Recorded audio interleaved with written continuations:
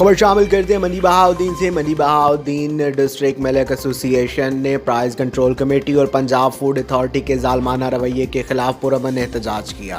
Report के मुताबिक ये एहतजाज सुबह 9 बजे गुड़ा चौक से शुरू होकर प्रेस क्लब तक किया गया। एहतजाज में शुरका ने खूब नारेबाजी की। सदर गुलाम मुर्तज़ा खान लोधी, जनरल सेक्रेटरी मियां लियाकत अली और दीगर दुकानदारों ने कहा, हमारे मुतालबा पूरा होने तक दूध की सप्लाई मुकम्मल तौर पर बंद रहेगी। डीसीओ मंडी बहाउद्दीन साहब से कि हमारा माशी कत्ल सालमाना रवैया चेंज किया जाए और पंजाब फूड अथॉरिटी की गुंडागर्दी बंद की जाए, रोज रोज के जुर्माने खत्म किए जाए और हमें रेट दिया जाए दूध का, ताकि हम अच्छा और खालिस दूध दे सकें। एक तो रेट नहीं दिया जाता, ऊपर से दूध खास मांगा जाता है, रोज 20-30 हज़ार का जुर्माना किया जाता है, दुकानदारों का माशी कत्ल किया जा रहा है, हमारे घरों के चूल्हे बंद हो गए।